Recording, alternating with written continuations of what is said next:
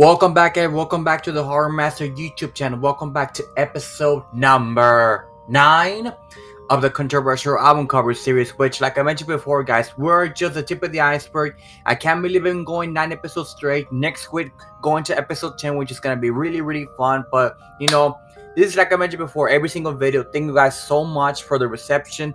I've been having all these videos, no matter how big or small the reception is. It's really helpful. Like, you have no idea, guys. Like, I really try my best to research as much as I can from each album cover, because each album cover, some album covers have a simpler, short, brief history. Others have a way bigger history. So that's why I was trying my best to look for articles and all that to kind of give you guys as much information as I can possibly give you guys for the purpose of this series. But enough of that. Let's get into today's topic of discussion. So I mentioned a lot of times I was gonna mention Cannibal Corpse. If you kind of been following me over the past couple episodes, I've been mentioning Cannibal Corpse a lot. And Cannibal Corpse is probably one of my favorite death metal bands of all time. Next to probably someone like Death. I mean, Cannibal Corpse is probably the biggest known death metal band that a lot of fans who want to get into death metal they start into. And I could have gone with any album cover that Vince Locke has created for the guys. I could have gone with any album cover, which I might do those album covers into the future. Or hell, if you guys want, I can do an entire rank them all on Cannibal Corpse, because Cannibal Corpse, every single album is good. There's not even a bad Cannibal Corpse album. They're all simply good to great to fucking amazing. So with Cannibal Corpse, there was a lot of covers I could have gone to. Could have gone with my personal favorite. I could have gone with Tomb of the Mutilated. I could have gone with The Bleeding. I could have gone with Eaten Back to Life. But I actually went with the album that a lot of people, and kind of started the whole thing, that banning that happened later in Germany, which I'll talk about in a bit. Of course, I am talking about the second studio album, of course, Butcher the Birth, released on July 1st, 1981 on Metal Blade Records. Of course, the album cover, once again, done by the legendary Vince Locke, which I mentioned before, has done every single album cover from the very beginning until right now, and I hope that he continues to have that collaboration between Cannibal Corpse. It's like Cannibal Corpse said, he's kind of like the hidden sixth member, because Vince Locke gets ideas from the songs or an idea that the band has, and he just mixes it all up and creates some of the most unique, offensive, disgusting, brutal album covers you're ever gonna see in metal, which for a lot of metal fans, especially when you can wear that on a shirt, it's fucking cool. So Butcher the Bird, one of those albums that kind of helped a lot of Cannibal Corpse fans become Cannibal Corpse fans. It was their second studio album, which a lot of people have mentioned that it's really hard for, if it takes your whole life to make your first album, it takes even harder to create your second studio album, the sophomore album, to see if this is not just a one and done band or a one hit wonder band. Luckily with Cannibal Corpse, they've been going strong for the past 30 plus years, and I hope they keep going more in the future, because I really want to see them live one day. But Butcher the Bird began this whole thing with, of course, the album cover, which you've been seeing in the album cover. I mean, let me describe the album cover just for you, so if you're actually disgusted by the album cover, which I'm gonna be honest, at first when I was getting to Cannibal Corpse, some of the album covers were a bit too hard for me, who's a huge horror fan who doesn't have problem with gory stuff. At first I was like, oh my god, they're actually doing this, where they have these two zombies disfiguring a female corpse, removing a fetus, and you just see some fetuses dangling like ornaments and the whole blood and all that. I mean, it's fucking brutal, fucking cool to me now, but as a kid, as somebody who was barely getting into death metal when I was like middle school going to high school, it was really shocking to actually see that these album covers were actually sold in stores. And the music, all the songs are fucking amazing, but the album cover, again, the album cover is what makes it this album. So every single album cover, if it's the most controversial or the most simple album cover, that's what their job is to do, to make you pick up the album and make you listen to the music.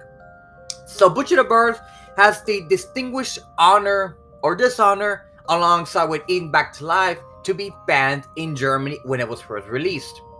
Now, a lot of people are wondering why in Germany.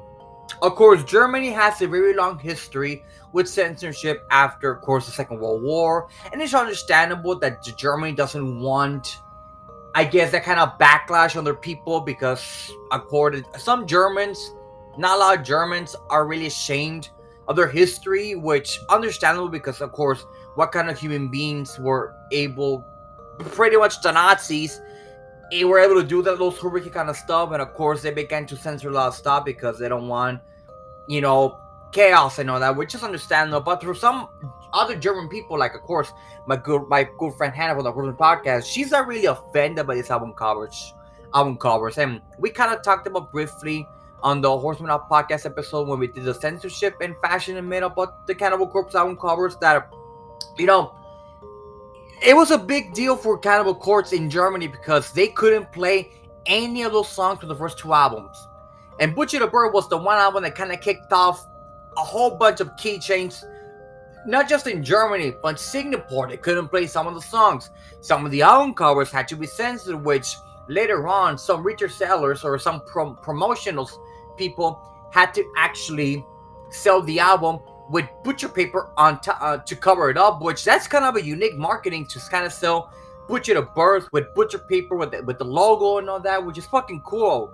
Which if you find a copy unopened of the butcher paper with the CD, that costs a shitload of money because it's one of those idea marketings in the 90s that you never thought this is stupid, but eventually began to be like, this is fucking cool, you know, butchered, being butchered at birth, alongside, regardless of that. And then of course in some provinces in Ontario, Canada, they couldn't sell the album to minors. You had to be 18 and over to be able to buy Butcher of Birth, which is kind of shocking to think that already with the PMRC and the parental guidance sticker kind of tells you that this album contains a lot of sexual, a lot of violence, gruesome lyrics. But the fact that you had to be 18 years old or older to be able to buy the album cover, I'm just imagining some people back in that day, which you discover Cannibal Corpse, you're 15, 16 years old, and you want to buy the album. Your parents are not gonna buy you the album because of how gruesome it is. You either had to have somebody older than you, like a relative or a friend or a complete stranger, come up to them and be like, "Hey, here's some money, buy me the album, and here's for some case of beer or whatever the fuck." But the lengths that a lot of people have gone to buy these albums to have them in collection. As a person who has done that personally along the years to buy some really rare albums that you can't find anywhere, going to Discogs, eBay, and buy the albums. Can you imagine back then the lengths that people would go to get these albums? Especially Cannibal Corpse, like I mentioned before, every single album cover that Vince Locke has done has come with some controversy, censorship, uncensorship, whatever you want to mention. Vince Locke is a fucking genius or evil scientist, depending on your perspective, but still, it's Butcher the Birth. And of course, this was the album that kind of, like I mentioned before, gave the band more notoriety. Their sound was beginning to become more mature. Of course, with every single album, their sound began to mature and expand to other perspectives, of course, being one of the founding godfathers of what will eventually become brutal death metal, like bands like Brutal Tooth, Broken Hope, amongst others. But Butcher the Bird was one of the albums that kind of spawned this whole thing of being banned.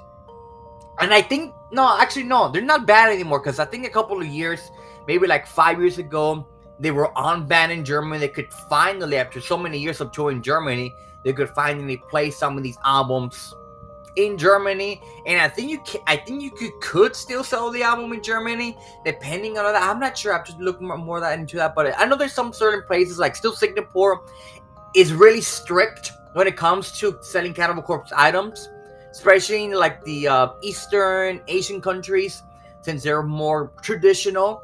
They don't want an album cover of like two fucking zombies removing a fetus from a dead corpse and a lot of fetuses dangling, you know, in the fucking room, which a lot of people, even here in the States, it had some controversy with, of course, with people who are against abortion, which, you know, I'm not gonna say much about that, but I'm just gonna say it's your body, your choice. I'm just gonna end it like that. But regardless of that, You know, a lot of people took offense to this, which that's the whole point of these album covers, to offend people, to provoke people, to make people think, is this real? Is this really happening? What the fuck is this? Who the fuck created this fucking monstrosity? For us metalheads, it's like the fucking coolest thing you're ever gonna find in the fucking world. But for somebody who's not into the metal world, sees this album cover, a psychiatrist or somebody, you're gonna think you're a fucking psychopath or something, which some of the cases it's true. Thankfully, some of those cases, the majority, like 95% of the time, those cases are like nothing wrong with it. But this is that small percentage of people that like actually take it literally, like they actually try to replicate those kind of stuff, which I don't know why they do that. And of course, this also gives the band, you know, the Butcher Baby. Of course, we've seen in t-shirts and patches, people tattooing the Butcher Baby on their bodies, which, again, I find it cool and fucking like metal as hell when fans tattoo band logos or any kind of logo of a band into their bodies, which that means that they're a fan for life, especially something expensive as Butcher the Birds having the album cover and the back of your bag, the Butcher Baby in plain sight. It's just crazy to think that there's some people out there who love the band no matter what and are willing to tattoo that into their bodies. But you know, Butcher the Bird, if you haven't heard Butcher the Bird, give it a listen. I mean, it's one of those albums that really helped kick off Cannibal Corpse into the stratosphere. Of course, eventually Tomb of the Mutilated, The Bleeding, and then Vile, and so on and so forth. But Butcher the Bird, one of the greatest death metals of all time, one of the greatest death metal albums of early 1991, or actually mid 1991, and it's up there amongst the greatest death metal albums ever. And that's for this video, guys. I guess I really enjoyed this new video. Like I mentioned before, we're just kicking up the stratosphere. There are so many album covers that have yet to discuss, which, like I mentioned before, there's an album cover you want me to talk about, let me know down in the comments and I'll try my best to get that episode somewhere in the future. Don't forget to follow me on my Instagram. Don't forget to follow me on my Twitter and all the shebang. And apologies if my voice kind of sounds a bit raspy. A couple of days ago, I was in San Antonio seeing the Ville Valo show, and which was fucking amazing. I might have to do a kind of like a review of it eventually. There's some ideas of me doing like a whole entire journey throughout my entire concert experiences, maybe like a 5-part story, which if you want those videos, let me know down in the comments. But regardless of that, thank you guys so much for watching. Stay safe, everyone, and until next time, stay metal.